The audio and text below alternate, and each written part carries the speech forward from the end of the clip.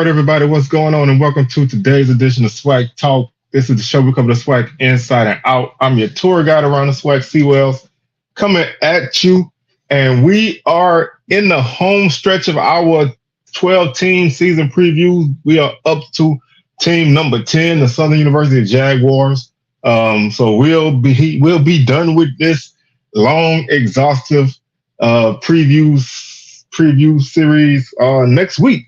So got three more, and then it's time for week zero. So we are heading into the home stretch. Season is right around the corner, and the time is here, and it's gonna be game time really soon. So with that being said, man, y'all make sure y'all hit those socials: Facebook, SWAC Talk, Instagram, SWAC Talk, Twitter, SWAC Talk 76. I have a pinned tweet on the Twitter account that has the list of when the last couple of episodes are dropping in this series. Also, I have also posted a tweet that shows the a playlist I put together of these videos. So I think I can put it at the end of this video as well. But I have a playlist of all previews. So if you want to go back and watch them, they're there. So with that, like the video, comment, share, and subscribe. Like I said, thank y'all for supporting these videos, man. I know it's been a long ride, it's been a fun ride. So thank y'all for supporting it. Everybody who subscribed since these have dropped, man, thank you. I appreciate it. And we got more coming for you when the season starts. Probably after week 2 or so, maybe after week 3. I'm gonna drop my first. I'm gonna drop my first HBCU top 10. I'm gonna wait till the season starts a little bit to kind of let it flesh out before I drop. Although maybe I change my mind and start it before week 1. I don't know, but stay locked in for that. I'm gonna have that. Never be a weekly thing. I did that last year, and it'll be another thing that I do. Of course, every preview of that week's games will typically be dropping on Wednesdays, although my week 0 preview will drop on Friday before Friday the 23rd of August. And then I'm probably going to break up week 1 into like 2 or 3 videos because there's like 3 Thursday games. So I'll probably drop that one on Wednesday and then drop the bulk of drop the Saturday games on Friday, and then on Sunday morning or on Sunday morning I'll probably drop the final game on Sunday, drop that preview, and then I'll probably recap the games sometime Monday or Tuesday. So that's pretty much the schedule for right now. And of course, every week SWAC Smoke 6 p.m. Central, 7 p.m. Eastern on Thursdays. So y'all keep that locked in. So let's go ahead and jump into this one, man. This is Southern University. A few people have been asking about this one, so let me go ahead and give it to you. I forgot my Southern hat. I was going to take my Southern hat off when I do this video, but I forgot to bring it in here. So, hey, I don't even have to take it off. Last season, Southern 6-5, 5-3. Not a productive season, especially on the offensive side of the ball. I thought Southern defensively was one of the better defenses in the league. And as we run through the 2023 numbers, you'll see where this team stood offensively. Never could really get in gear. Finished 6th in the league in scoring offense at 23.2 points per game. Defensively, they finished 3rd, allowing 20.3 points per game. So they were kind of in a situation similar to Bama State, where the defense did a great job all year of basically keeping teams from going, from running, just totally snowing them under. Offensively, they just couldn't really put the points up. If you look at what this team did defensively, they gave up 14 points in the first game, 27 in the second game, 10 in the third game. Fourth game was a shutout. 26 points in the fifth game. Sixth game gave up 18 again the following week, 17 the week after that, 44 to Alcorn, then 27 to Prairie View, and then 22 to Grambling. So this team only gave up more than 30 points once all year defensively. And I think Southern defense didn't get the credit it deserved with the offense looking the way that it did. The team only scored over 30 points once last season, and that was against Lincoln. So the offense could not really generate consistent points. The defense did a great job of keeping teams from really putting up points like they probably should have with the offense being the way it is. If you look at the offensive totals, 10 points week one, 14 points week two, week three, 20 points, 27 following week, 19, 45, 28, 23, 21, 21, and 27. So as you can see, they barely got over 20 points to a high level and only crossed 30 points once. And so when you play like that offensively, you're gonna make it tougher on your defense, and that's what happened for Southern.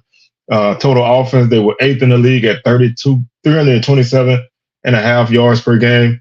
They averaged 5.4 yards per play with 30 total touchdowns.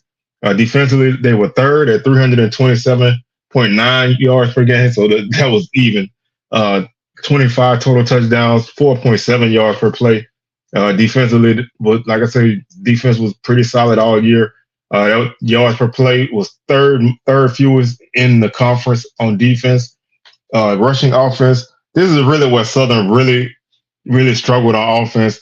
Running the ball, they finished 10th in the league in rushing at 111 yards per game with 16 touchdowns, average 3.4 yards per play. That was the second lowest yard per play average in the conference.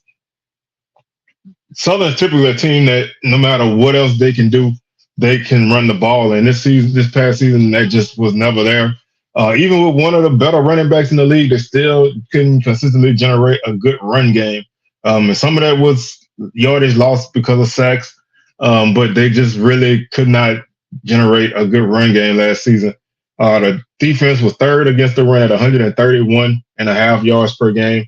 That includes a couple games where they gave up big yardage on the ground, and two of their last 3 or 4 games, they gave up a good ton of yardage on the ground, but still was able to, finish third in rushing defense.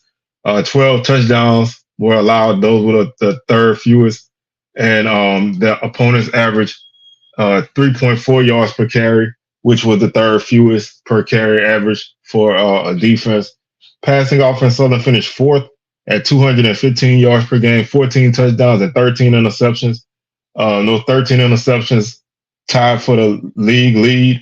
14 touchdowns were kind of in the middle at 8. That's what the 8th place finished in passing touchdowns. Completed 56.3% of their passes defensively.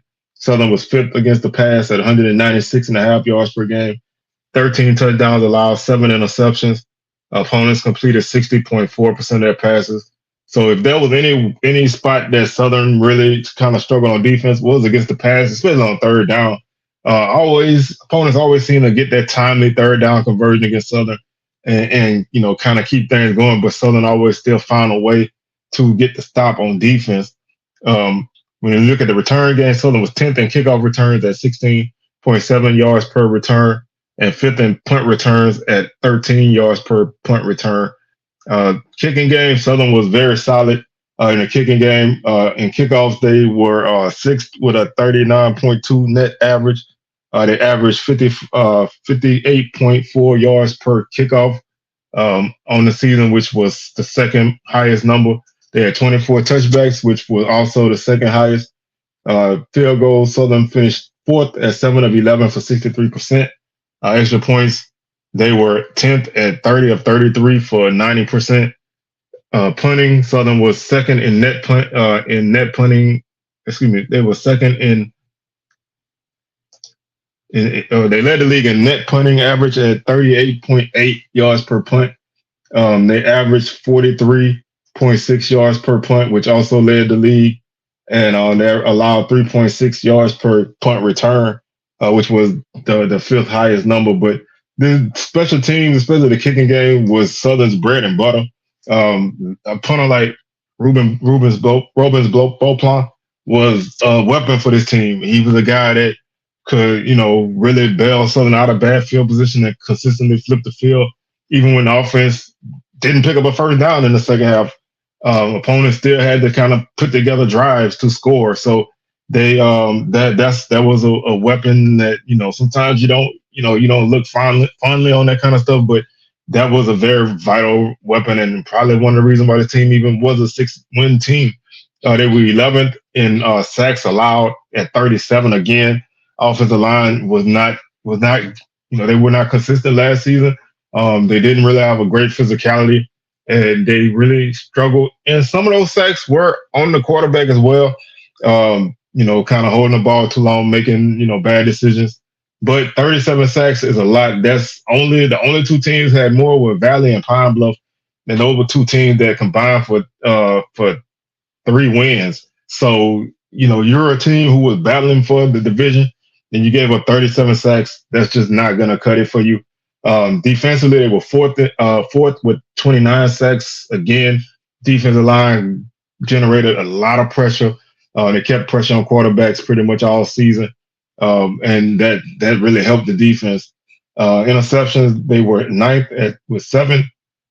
Fumbles forced, they were third. They forced 12 fumbles on the season, and they recovered 14 fumbles, which was second in the league. So the defense, even with not a high interception number, they still had a pretty solid It was pretty solid forcing turnovers. Committed turnovers was the problem. They finished -2.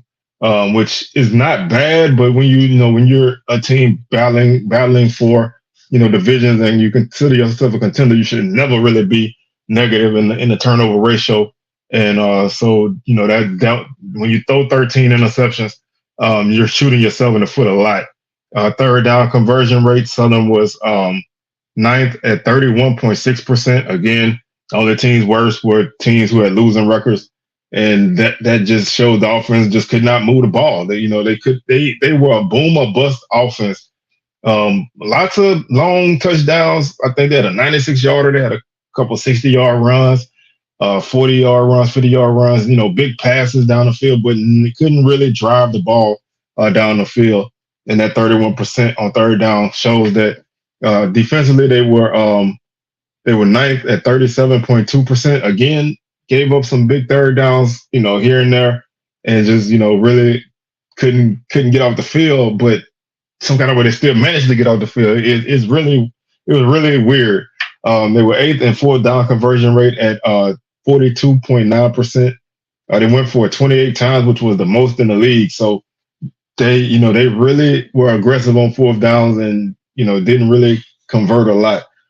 Defensively, they were 4th at 40.7%. Opponents went for it 27 times, which was the second highest.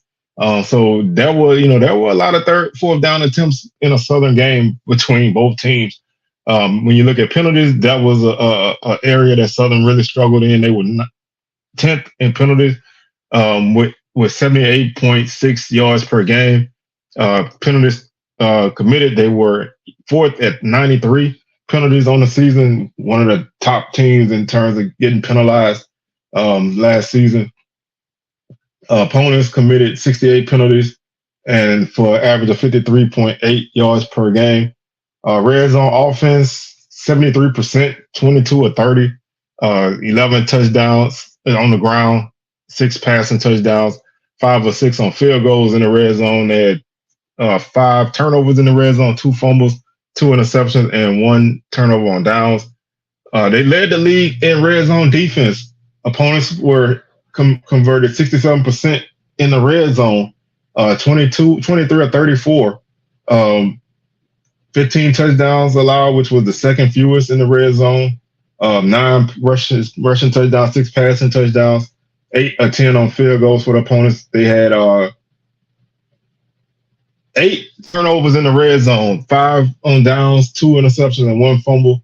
Like I said, this defense consistently found a way to kind of do everything that they needed to kind of get themselves out of holes. But, when your offense can't really consistently generate anything, you're going to find yourself in a hole. They do return Kendrick Rhymes at running back. He finished the season with 660 yards, averaged 5.5 yards per carry with a long of 73. This guy's a home run hitter. It'll be, he'll be better served, with other backs helping him out. But he's a guy that can as you can see, he can break one at any time. He had like I said, he had a 73-yard run, had 60+ yard runs, 50+ yard runs. He's a guy that if he can get into the second level, he's probably gonna break it for a big game. So teams want to kind of slow him down, keep him bottled up. He's a solid receiver as well, so he's a good weapon for the offense. Last day, Noah Biden is the leading returning passer. He was 22 of 48 on the season, one touchdown, 2 interceptions, 388 yards on the season with a long of 53. He has one start at Southern. Started 5 games in his career, 1 at Southern, 4 at Grambling. Still kind of, been in college a long time, still not that experienced on the field, and that kind of bleeds into what we're going to talk about as we get into our preview of Southern. Chandler Whitfield is the leading returning receiver with 17 catches for 299 yards, 17.3 yard average with 2 touchdowns, long of 72.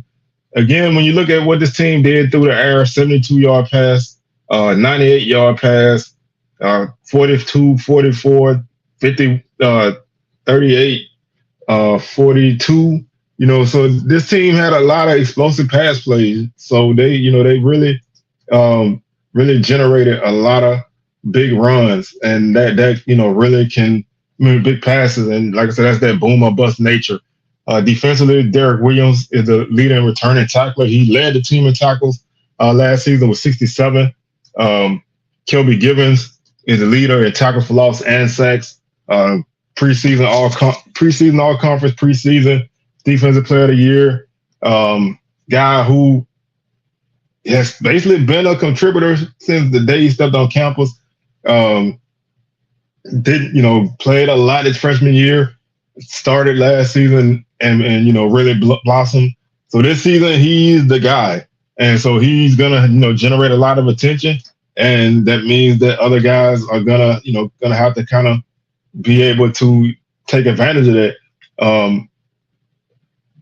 In the secondary, Rodney Johnson and Horatio Johnson are guys who are returning. Horatio Johnson and Josh Tate, they both have 1 interception in terms of returning leaders. The kicking game, they lose Robins Beauplan, the punter, so that's a big hole to fill. Josh Griffin, strong leg kicker, man. Guy kicked a 54-yard field goal against Texas Southern to force overtime. He was finished the season 7 of 11 on field goals. 3 for 3 from 40 to 49 yards and 1 for 2 from 50 plus. So this is a guy with a very strong leg. Averaged over 58 yards on kickoffs with 23 touchbacks. Again, a guy just really strong leg, the return game. CJ Russell is your leading returner on kickoffs, averaging 19.3 yards per return with a long of 43. Chandler Whitfield has 11 punt returns for 156 yards, average 14.1 yards per return on the season, also with a long of 43. So when you look at all of that, it's basically a snapshot of what his team was. This team was a consistently inconsistent team. And when offensively you can't really get a lot going, you put so much pressure on your defense and they answer the bell all the time, and you still, you battle and you still find yourself in the position to, battle for the division at the end, but come up, very short. That kind of bleeds into this upcoming season. And this team's, I know if you watch SWAC Smoke last week, my boy Jerome, he said it's time for Southern to put up a shut up. It's time for Southern to not keep saying how much talent they got if they're not gonna if it doesn't translate into wins. And this is one of those teams again that does have ability. The returning guys that they have are very capable. They have some holes to fill, and to me, the biggest hole on this team is the offensive line. They have brought in a lot of guys, over 20 guys on the O-line. Like my old man said, if you can't get 5 out of 20, then there's a problem. So to me, the key for this team, and it's not something that's going to be developed until later in the season, but finding a core group of guys on that O line um, can can help change a lot. Southern has a new offensive coordinator who wants to run the ball more and do more play action and things like that. Committing the passing to the tight end. Kind of just changing the offense from where it was to something different. So you need that O line to step up and open up those holes and protect the quarterback. You got to remember this is an O line gave up 37 sacks last season. So regardless of how your offense generates, that number has to go way down.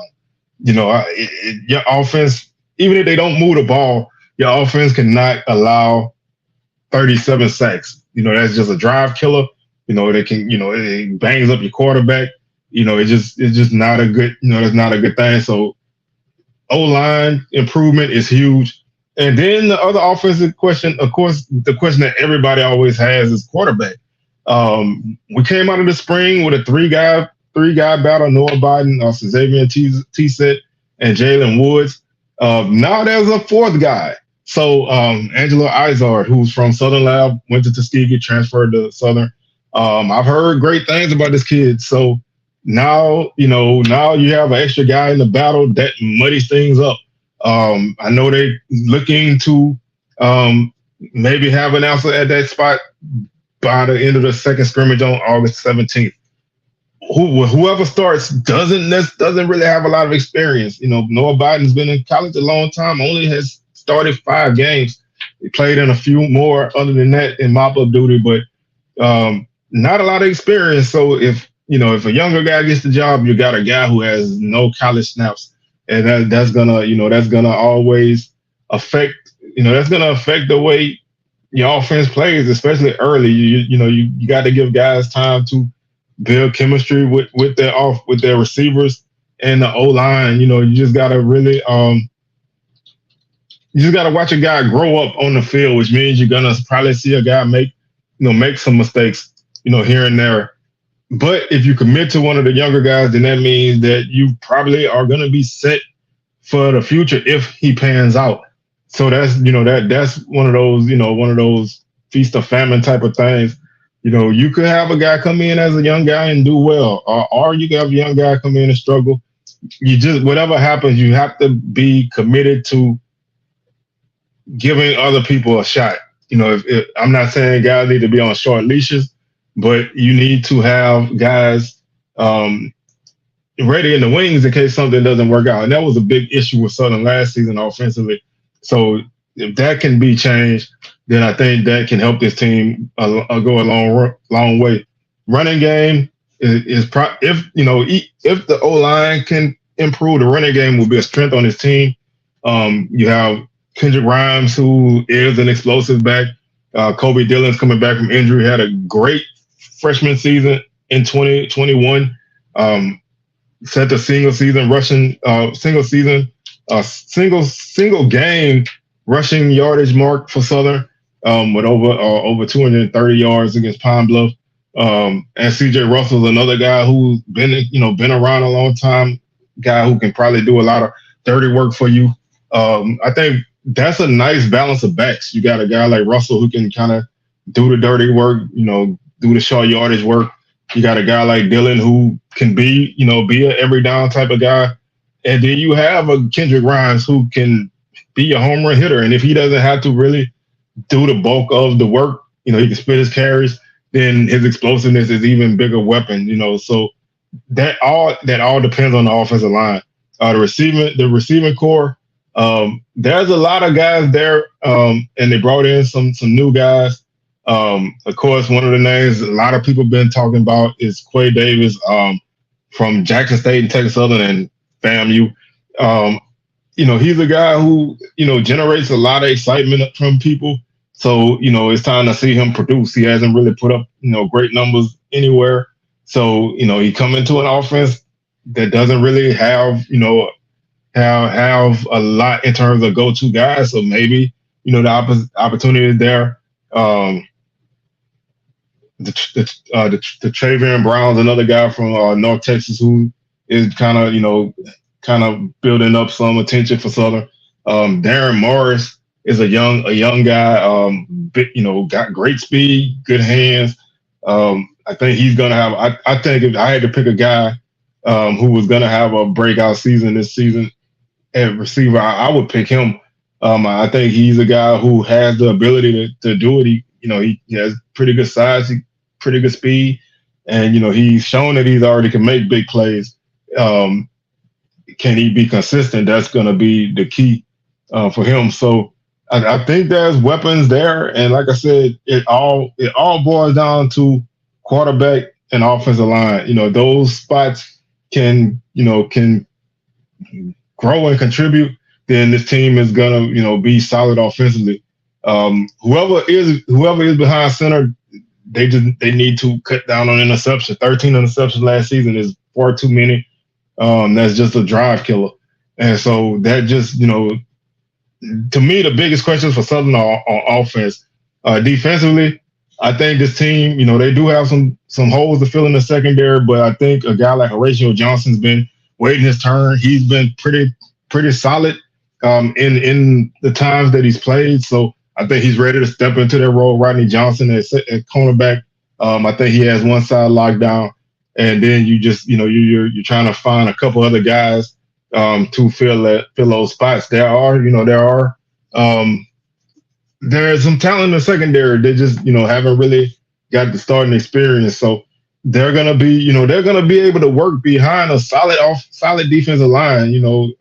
Obviously you have Kelby Givens, Willie Miles is a guy in the middle, Davin Cotton. So there's a lot of guys on that. I think Southern's going like 10 deep on the D line this season. That they're attempting to go 10 deep on the O line. So there's gonna be guys out there making plays on defensive line, and anytime you have a guy on one side who can really command attention, that's gonna open up things for other guys. So you're really just looking for somebody to operate opposite of Givens. And there is some potential there, and that means that I think this O-line is going to continue to, I think they're going to continue to do well and make plays. And Derek Williams at linebacker leads a solid group of guys. Josh Tate's another guy there, and they brought in 3 or 4 guys who can contribute at the other linebacker spot. Losing a guy like Jalen Campbell does hurt because he was a very steady guy. In that linebacker core. Him and Williams were a great duo that didn't really get a lot of attention. But I think, a guy like Williams, he can make big plays. I thought Campbell was more the steady guy. So he just needs that guy next to him that can help him clean up messes. So I think this defense may not be they may not be as great as the 22 defense was, and they may not be as bend but don't break as last season's defense. But I think this defense does have the ability to help this team along early. I think that's really, I think the defense is really going to be the driving force for this defense, for this team early. They just have to, they have, like I said, they have some spots to fill, but I think their spots are a little bit easier to fill than the offense, because you just trying to rebuild your O-line out the gate is just tough. So, that and quarterback are the biggest questions for Southern. Looking at the schedule, tough schedule for Southern. Nothing's easy at any point in the season. They open up at McNeese. McNeese is 3-0 against Southern. The last 2 games against McNeese, Southern has had great opportunities to win, especially in 21. Southern was leading that game in the end of the second half and gave it up. 19 was a game that they had a pretty competitive game until they started turning the ball over. So they have been in games against McNeese. McNeese is a team that's on the rebuild. They've been down a couple of years. They look like they're kind of getting themselves back right. So that's a tough game. It's one of those games I hate to label a week 1 game as a must win, but this team needs all the positivity they can get out of the non-conference games against non-SWAC opponents and non-D2 opponents. This is probably the game that I think they have the best chance at. And it's a toss-up, but I'm gonna give it to Southern. some kind of way, by hook or by crook, they need to win that game. Um, they have the P. Richardson Classic on September 7th against Savannah State. Again, that's a game that you need to win. If you struggle in this game, regardless of what kind of team Savannah State has, if you struggle in this game, that's not going to be great for you, especially with Jackson State the following week. Right now, JSU team, and I know a lot of people from Southern not gonna like this, but right now JSU is ahead of Southern, and it's gonna be tough. That's not to say that Southern can't win this game if they're playing up to par. Last season was a game that they had their chances, cut the lead down to 6, and gave up a big touchdown run. They just, even with the offensive struggles, they win this game, into the third quarter, fourth quarter. So I think they still have a chance, in this game. It's not like I don't think they have any shot, but I do think that they have, they right now right now it's just one of those. It's hard to pick Southern at this point. After 2 games, who knows how things have changed. The next week is at Prairie View, so back-to-back games on the road. 3 of your first 4 on the road. That's a tough assignment early. I'm leaning Prairie View in this game, especially the fact that even though if you watch Spike Smoke, I say a lot, Prairie View, Baton Rouge, Texas, but I think this is going to be a tough game. I think this is going to be a game where, I think it's going to be close. Last season's game was close. I think this will be a close game. I think Prairie View, at least at this point, for my predictions, I think Prairie View pulls this one out by a slim margin, but I do think they win, at least right now again. And that takes us to the Nicholls State game on October 5th. So at the Prairie View, you get a bye week. So you got 2 straight games on the road, then a bye week, and then Nicholls. This is a tough 3-game stretch to open up the season. And like I say, actually, 4 of your first 5 games are extremely tough. So you're gonna be battle tested regardless of what happens. You're gonna be battle tested by the time you get to October 5th against Nicholls. This is a game I really need Southern to win because I just don't like Nicholls State. And Southern's had a tough time against Nicholls. But Nicholls is a very good team this season. They picked to win the Southland. They have a ton of guys on the all-conference team. They're going to be tough. And they're going to be fired up because when Nicholls and McNeese and those kind of teams play against Southern, they're always at that extra level of intensity. So they're going to come in the Baton Rouge fired up. And that's going to be a tough game. But, right now, I'm going with Nicholls right now. After that is at Texas Southern. Your second trip to Texas on October 12th. I got Southern in that one. I think TSU has a lot of good individual pieces, but I don't think they're a great team right now. So I think Southern wins that game.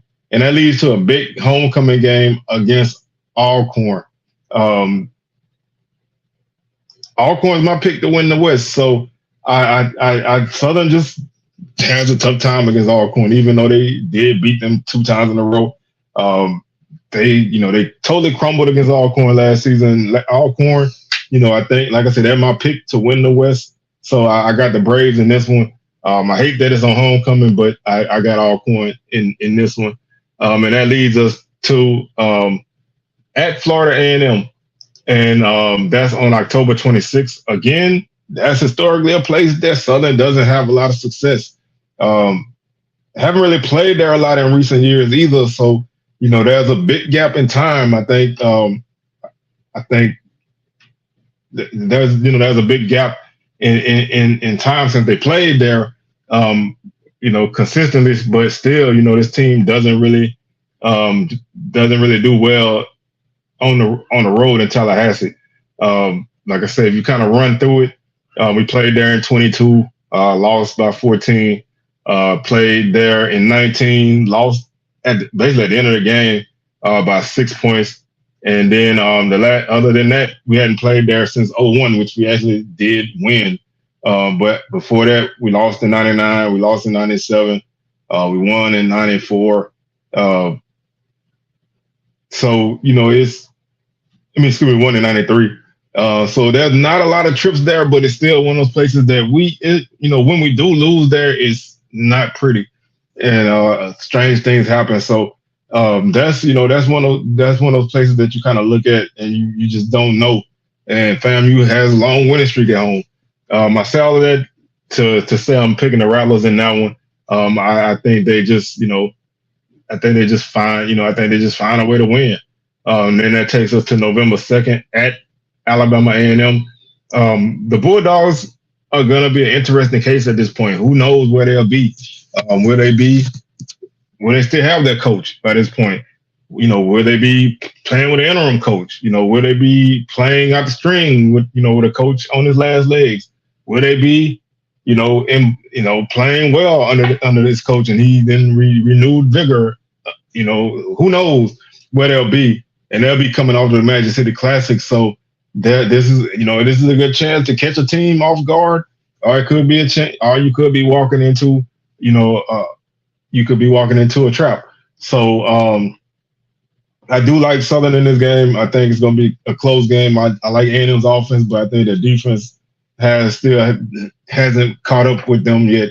But I like Southern in this one, and Bethune-Cookman on November 9th. I think Southern wins that one, and Pine Bluff on the 16th. I think they win that one as well. And just for for fun or whatever, the Bayou Classic is probably going to determine the West one way or the other. It may not be the winner going to the championship, but I do think that one of these teams is going to be in the hunt because I think it's going to be very tight in the West. One of these teams is going to be in the hunt for the division, and that's going to make this game an important game as usual. As a Southern fan, I picked Grambling to win this game, but I mean, oh Lord, I said it all back. As a Southern fan, I picked Southern to win this game, but as C. Wells, the tour guy right now, I'm picking Grambling because I just think that they do have a little bit more on paper right now. The fact that they do return a guy that runs their offense, I think that's a big thing on paper. This is on paper, so who knows where anything will be at this portion of the season. But I like Miles Crawley. I think Mickey Joseph's gonna be a solid coach. I think Coach Dooley is gonna be on a redemption tour, so to speak. And I think the offense, could be pretty good. Defensively, that's going to be a question for them. And I think this will probably be another one of those games that comes down to a late score. I don't really pick Grambling against Southern very often, but just for the sake of my prediction, I went with Grambling because I think this is a 6-win team for Southern. So right now, I think my pick for Southern this season is 6-6. 4-4 in conference. I think this is a team that's going to be up and down. I think this team could be better next season if the O-line gels and they return a good bit of guys. There's going to be still a lot of talent in the backfield coming back. And if you start one of the young guys, you're going to be going into the 25 season with a guy who's been through the fire at quarterback. So I think that this team, is maybe a year away. That doesn't mean that it can't happen now because the SWAC is crazy. But I think this is a middle of the road team right now. I think they're going to be a team that can beat teams, and I think they're a team that can be beaten by teams. This team didn't beat anybody with a winning record last season. That's something to really look at. So they were good enough to beat the teams that were bad, but they weren't good enough to beat teams that were even or better. And for you to win a championship, whether it's a division championship or a conference championship, you have to beat teams that are on your level or a little bit above. So if you can't do that, that's going to be a big issue for this team. I do have that feeling at 8-4 because I think they have a few toss-up games. I think I think they have a couple toss-up games. Grambling is one for sure. And then you take one of Jackson State, Prairie View, Alcorn, or even FAMU if you feeling froggy. You can flip those games. And hell, McNeese could flip to an L. And then, there's a lot of toss-up games on the schedule. So that makes it a little bit tough to pick. pick wins and losses, but I think 6-6 is a safe bet. I know some people that feel like Southern's an 8-win team. I'm not quite there yet. That's tough for me to put down. I did put 4-8 as the floor because that's just flipping a couple toss-up wins to L's. But I don't really see this as a team that finishes there either. I just think the team is squarely in the middle. I would honestly say I don't see them finishing anything but 6-6, and that's not 6-6 in the SWAC as an overall record could be a 5-3 or a 6-2 conference record. So finishing 6-6 doesn't mean that you had a bad conference season either. You got to remember the West Division champ last season was 6-5. They went 6-2 in conference, so the opportunity to still be in the mix in the division with 6 overall wins, that probably leads to 4 or 5 conference wins. So I think even at 6-6, you're still in the hunt. It's like the NFC East back a few years back, where you were going 9-7 and winning the division. So I think that's the way this goes. I don't think this team is gonna be out of the race at all. I think they're gonna be in the mix. But this schedule, it doesn't really do them a lot of favors. When you look at that opening portion of the season, you got McNeese, Jackson State, and Prairie View. Your first three of your first 4 games are very tough, and they're all away from home. That's a tough challenge for a team that's breaking in new pieces. After your bye week, you get Nickel State, but you can lump that into that first portion of the schedule. And then you get FAMU and Alcorn back to back. That's tough. Even though Alcorn's at home, that's still a tough game. FAMU's a tough game. So the schedule, doesn't really give you a lot of breaks. You do close out before the Bayou Classic. You do close out with Alabama A&M, Bethune-Cookman, and Pine Bluff. Those are 3 winnable games. Like I said, you got Texas Southern in between Nichols and Alcorn, and you got Savannah State. That's if you win those games, that's 5 wins. So you just basically need to pull a SWAC win out of somewhere, and you find yourself, in decent shape. So, like I said, there's optimism there. I'm not totally doom and gloom. I know a lot of people probably look at it that way. I do think the team has the potential to be a good team, but I just need to see some life from that O-line, and I need to see some good quarterback play. If they get those things, and that's a big if. This team can be a contender, but right now I think they're gonna be a team that every week you're just not gonna really know what you get. They just have to, man. They have to find some consistency, because when you look at this team last season, they averaged 17 points per game in their losses, 28.3 points per game in their wins. So you need to be a team that averages like 25, 26 points per game, period. And I think that can help you a lot. Coach Graves, we'll see how he does. Like I said, his first year as a full-time head coach. We'll see how this goes. He has a pretty solid staff around him, and we'll just see. Basically, that's the name of the game for Southern, is wait and see. And I know a lot of people don't like to wait and see, but I think you're gonna know a lot about this team by the time they get to their bye week. And that's really all you can ask for. So I would say we can have a decent idea of Southern by September 28th. I think we have a decent idea of what this team is and what their future prospects are. So again, my pick is 6-6, 4-4 in conference. A lot of toss-up games in there, but I don't think this is going to be a bad team by any stretch. They may not be a great team or even a good team, but they're not going to be bad. I just don't see that. That's going to do it for me here. We'll be back on Sunday with our Texas Southern preview, and then the following Wednesday is Pine Bluff to wrap this whole thing up.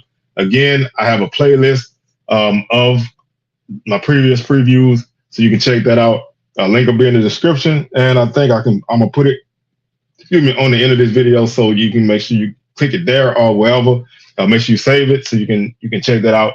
SWAC Smoke tomorrow on Thursday. 6 p.m. Central, 7 p.m. Eastern. And that's it, man. I'm going to catch y'all on the rebound. Peace.